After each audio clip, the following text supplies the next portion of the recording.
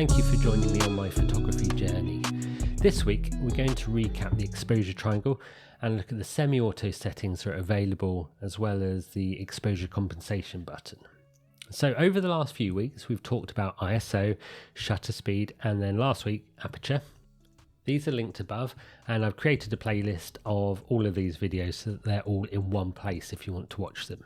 The exposure triangle is so called because the three elements that it's made up of, these all are kind of interrelated, and adjusting one or even fixing it will impact the exposure of the picture itself, so how bright or how dark it is. The aperture is the opening in the lens that allows the light to come into the camera and from there hits the sensor, and this is expressed in f values. So a small f value such as f1.8 is a larger opening. This means that more light will hit that sensor.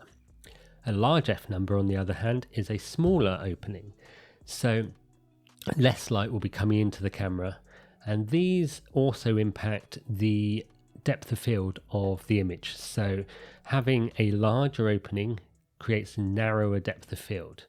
Having a smaller opening creates a larger depth of field. So depth of field is how much of the image is in focus. So you focus on a particular point, so for example me, and then it's how much in front and how much behind is actually in focus at the time. So with a small f number, so this is being shot on an f1.8 lens at the moment, so the depth of field is actually quite narrow, so moving my arms forward and back will result in them not looking as in focus as the rest of me. One advantage of this is that it creates that kind of blurred effect in the background, so it separates your subject, it brings me into the foreground a bit more, and that just kind of gives that kind of more professional look, and it's something that is quite often used for portrait photography, videos, and that kind of thing. And yes, you guessed it, having a larger f number gives you a greater depth of field, so more would be in focus. So if I was moving my arms around, they would still remain in focus if I had a greater depth of field. Generally, a greater depth of field is used in landscape photography, and a smaller depth of field, as I said, is more for the portrait kind of photography. The camera itself doesn't have any bearing on this. It's purely the lens that's attached to the camera. It's how the lens is constructed, it's the glass that makes it up, and the optics in there. Some things that are controlled by the camera itself are the shutter speed and the ISO. So the shutter speed is the amount of time that the shutter lifts up and exposes that sensor to light. This can be anywhere from 1/8,000th of a second up to 30 plus seconds. Anything that moves while the shutter is open is going to appear blurry, translucent, or even kind of disappear from that final image. This means that if something is fast moving and you want to freeze it in time, then you're going to need a fast shutter speed. If, on the other hand, you've got a dark landscape, or you want to capture smooth running water or car lights making a trail, then you're going to need to set a longer shutter speed to allow that movement to occur while the shutter's open. And this will create that kind of blurred look, or just allow more light into the camera. And as I said, ISO is the third factor in the triangle. There are some people that believe this is no longer part of the triangle, as its meaning has changed from when we used to use film to now kind of the digital cameras. It used to be that you went out, you purchased a roll of film that had a specific ISO. This determined how sensitive that film was to light. So it was fixed for the entire time that you took pictures with that roll of film. Whereas in digital cameras, you control the ISO and it can be altered image to image. And it's more like a volume control for the light. So if you want to make an image brighter, you increase that ISO. But as this is a artificial increase in the light, then noise is introduced into the picture, and this takes the form of grain, little dots in the picture. Some people like this, some people don't. As with everything in photography, it's a creative choice and completely subjective. let's look at some examples of pictures that I have taken, and I'll talk through why I've changed the aperture, shutter speed and ISO. And obviously if you disagree, let me know, leave a comment, but I'll talk through my thinking behind it and we'll go from there really. So this first picture, as you can see, is a room. This was actually a holiday cottage that we stayed in January of this year. So it's a bit dark and everything's in focus though. So I've used an aperture of f8, but I've had to increase the ISO to 1000. I didn't really want to go any further with it than that because I didn't want to get any noise into that picture. So I've had to leave the shutter speed at 1/10 of a second, but on a tripod, no problem at all. Luckily the dog is asleep, so it didn't actually move either, so we've managed to not capture any blurred movement in there. This next picture is kind of the opposite. This was taken kind of 11 in the morning, bright sunny day in the Isle of Wight. And what I wanted to do here was capture the sky, the sea, and kind of the mountains, the hills, cliffs, whatever you want to call them, are kind of secondary to my picture. So I don't mind that they're a little bit blurred. That wasn't really something that I was too interested in. I just wanted all the blue and to freeze the water. So with this one, this was taken with my 24 to 50mm lens, and it is an f4 lens. So as wide open as I could go is f4, which is what I was using here. So my ISO is 100, and to stop the motion of the water, I've got a shutter speed of 1/2500th of a second, and that's the combination of settings that I've used here in order to stop that motion and have a decently exposed picture. Let's now look at this one. This is from when I was out in my local forest the other day, and it was again a kind of middle of the day, but because we're under the trees it was a bit darker. So ISO 200, so increased slightly from where I normally have it outside. Again, it's my 24 to 50mm lens, so it's an f4, but because of the amount of light that was around, I've had to go for 1/60th of a second. So compared to that to the previous shot where it was 1/2500th of a second and ISO 100, there's a huge difference in the amount of light coming into the camera. But even on the same day in the same kind of area, your settings might need to change quite quickly. So this is another picture. I've kept the shutter speed roughly the same. So this is 1/80th of a second. f8, so there's a bit more in focus. We've got a larger depth of field. But because it's a bit darker here, I've actually had to increase the ISO to 1000. So it's possible that you might get some grain coming in, but there's nothing particularly there that you can notice. If you zoom right in, maybe you can in these darker areas, but not that I would particularly notice. So that's just how I've adapted my settings in these pictures to deal with the different conditions. And this is another, again on the same day, the sun was shining. There's actually a bird in the middle here, sat on this branch. That was the subject that I wanted here.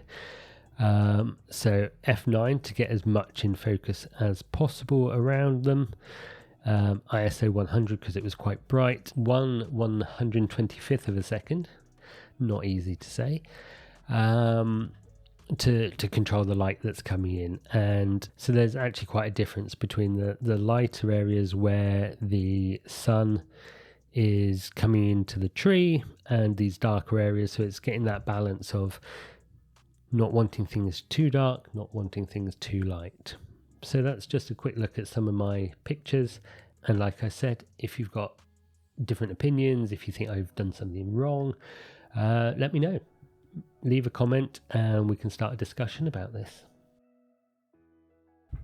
Semi-auto modes. These are extra modes on your camera. So I've always used manual mode to take all of these pictures. I like this because it gives me the most control over all of the settings. I can increase and decrease anything that I want, really. So that ultimately I've got that full control over the final picture that I get. This is great for having that control. However, if you're less familiar with your camera, if you're not sure where the buttons and switches are, which way to turn them and that kind of thing, then your semi-auto modes can be a real bonus. So before I go into those, I just want to quickly mention auto mode. And this is where your camera will look at the image that's being presented to it, and it will adjust the settings and the parameters itself to create a well exposed image, one that's not too dark, one that's not too light.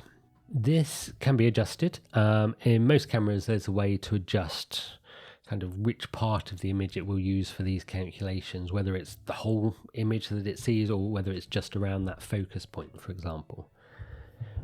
And between auto and manual modes, you've got 3 modes that I never really considered until I was on a course. And part of the day was spent exploring how they work, what they do. And actually, I'm really glad that I did, as they've helped me to learn more about how my camera works and focus on one thing at a time rather than trying to do everything at once. So I'm actually taking pictures at a family event at the weekend, and I'll definitely be using Aperture Priority, if not some of the other ones, so that I know at the end of the day I'll have some great pictures, even if the ones that I've taken in manual mode don't work out as they should do. So you've got these 3 different modes. You've got Aperture Priority, Shutter Priority, and Programmed Auto. In all of these modes, you can either control the ISO yourself and choose it based on what conditions you've got, or you can select Auto ISO to let the camera take control of this. Aperture Priority. This is typically labelled A on the camera, and you'll usually find it on some kind of control dial. And selecting this mode leaves you in control of choosing what aperture you want to use. So the camera will then adjust the shutter speed to give you that optimal exposure. So changing the aperture will allow you to have that small or large depth of field. So depending on what circumstance you're taking a picture in, that can be really useful. For example, at the event that's coming up, I will be setting my aperture to f1.8 so that I've got that nice shallow depth of field to isolate people from the background. And I know that's what I want to do. But if I wanted to capture everyone in the room all at once, then I would select a higher f number, so a smaller hole for the light to get through, so that everything was in focus. Shutter priority. This is labeled S, and it, as you may have guessed, lets you select the shutter speed, and then the camera will adjust the aperture to keep that good exposure. And remember, a fast shutter speed is needed to freeze any action. So if you're taking pictures of fast moving subjects, then this can be really useful, or if you want that long exposure, this is a good mode to use for that as well. Then there's programmed auto mode, and this is very similar to auto in that the camera controls both the shutter speed and the aperture, and it allows you to control the ISO. So you do have a little bit more control, but again, it's more like the fully auto mode. Now there is another button on the camera that can be quite useful in this situation. This button is called exposure compensation. This button allows you to alter the exposure from that which your camera selected. So you can under or overexpose by an exposure value, or EV.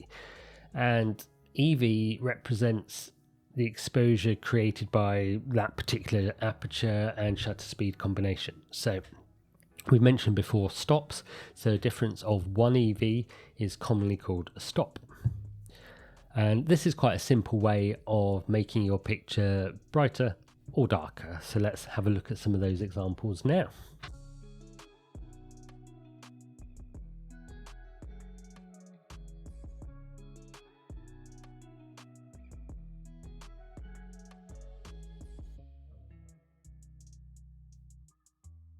As you can see, we've already made some significant progress learning about our cameras. I can't emphasize one thing though, and that is to practice. Practice, practice, practice. It's the only way to get familiar with your camera, and the more you use it, the more the buttons will feel second nature. You'll know which way to turn them, which way to adjust your controls, and all of that becomes second nature and just instinctive.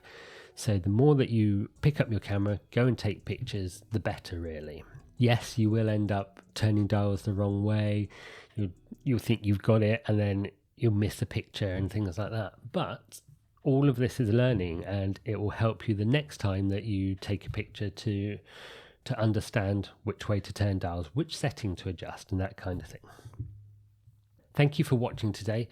Remember to like, comment and subscribe. Join me again next week and we'll look at the settings that I actually use myself.